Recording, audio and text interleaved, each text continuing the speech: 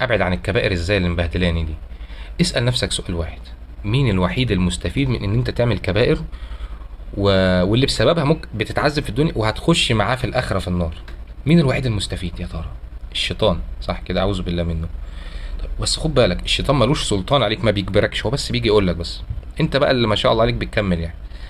طيب، النبي عليه الصلاه والسلام قال: اللي يقول تاج الذكر 100 مره الصبح و100 مره بعد المغرب، او انت في حمايه من الشيطان. اول ما تقولها مثلا بعد صلاه الفجر كده لحد المغرب، انت في حمايه من الشيطان. تمام كده؟ بعد المغرب لحد الفجر قريتها برضو اي وقت بقى 100 مره كمان. اتحداك شهر واحد تقول تاج الذكر كده في شهر واحد، الشيطان اما زهقش منك ادي دقناه، الشيطان هيزهق منك. تمام؟ وعليك بقيه الكرسي كده بعد كل صلاه وقبل ما تنام اول ما تصحى وهكذا. وطبعا لازم صدق النيه والتوبه، واستعين بالله وان شاء الله ربنا هيعينك. انا بقى في ورد عايزك تمشي عليه لمده شهر و... وان شاء الله هتلاقي نتائج عجيبه وسريعه كمان. سبحان الله، ممكن في خلال الشهر، قبل الشهر، على حسب ما انت بقى هتعرف تتخلص منهم اسرع امتى، وعلى حسب ما هتصدق النيه امتى. بس انا يعني ان شاء الله شهر اعمل اللي هقولك عليه ده، واتحداك، اتحداك اما فرجت. وما اصابك من سيئة فمن نفسك، واي شر هيجي لك نتيجة لحاجة غلط انت عملتها. يبقى المشكلة اللي انت ماشي عمال تشتكي للناس كلها جاية بسببك، عمال بتفضح نفسك. الحقوا، انا عملت حاجة اغضبت ربنا وربنا بيعاقبني. انت عايزهم يعملوا لك ايه؟ انت عمال تشتكي وتقول حصل فيا كذا وحصل كذا. المعنى الخفي للموضوع: الحقوا انا عملت حاجة من الكبائر. عايزهم يعملوا لك ايه؟ طيب يجوا يتوبوا مكانك؟ محدش هيعرف يعمل لك حاجة طالما ربنا سبحانه وتعالى اتدخل في الموضوع. مفيش مخلوق هيعرف ينفعك. اي نفع هيجي لك من ربنا واي ضر هيجي لك من ربنا. يبقى انت هنا بتشتكي مين لمين؟ معنى الكلام انتوا بتقول لهم الحقوا ربنا عمل فيها ايه. ربنا بيعلمنا اكتر وبيقول لنا: وان يمسسك الله بضر فلا كاشف له الا هو، وان يردك بخير فلا راد لفضله. ربنا بيقول لنا انا لو جبت لك ضر انا الوحيد اللي هعرف اشيله من عليك. طب طالما ربنا الوحيد اللي هيعرف يشيل الضر من عليك ويخلصك منه، تشتكي لغيره ليه؟ ربنا بنفسه بيقول لك ما حدش هيعرف يعمل لك حاجه. وفي آية تانية: ليس لها من دون الله كاشفة، ملهاش حل الا من عند ربنا.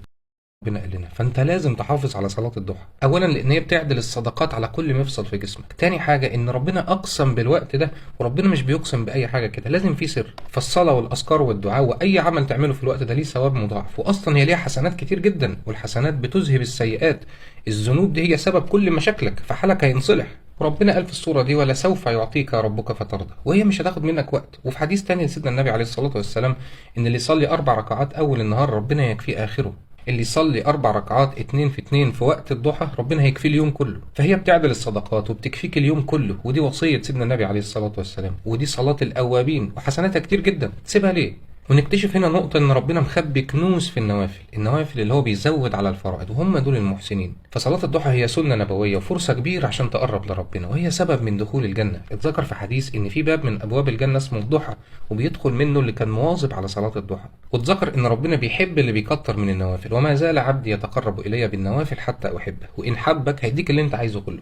كنت سمعه الذي يسمع به، وبصره الذي يبصر به، ويده التي يبطش بها، ولئن سألني لأعطينه، ولئن استعاذني لأعيذنه. وصلاة السنن عموما من أسباب دخول الجنة، مع إنها مش فرض، ولكن ربنا سبحانه وتعالى لما اتكلم عن أهل الجنة قال لنا: كانوا قليلا من الليل ما يهجعون وبالأسحار هم يستغفرون. اقرأوا سورة البقرة فإن أخذها بركة وتركها حسرة ولا تستطيعها البطلة. وهنا هو ما قالش السحرة، قال لك البطلة. أي حد عايز لك شر بالباطل ما يستحملش النور اللي معاك، ولو جه يأذيك هو اللي يتأذي. بل لما بتقراها ربنا بيمدك بالبركة، بركة في العمر وبركة في الرزق وبركة في العبادة. وتركها حسرة، اللي سايبها خسران ضايع على نفسه خير هو مش متخيله. يعني لو عايز تنجح مثلا ربنا ينور لك طريقك تعمل ايه، وينور لك الطريق للمفتاح ولأي حاجة عموما. بل من قوة النور اللي انت اكتسبته الشيطان بيخاف يقرب لك لا يتحرق.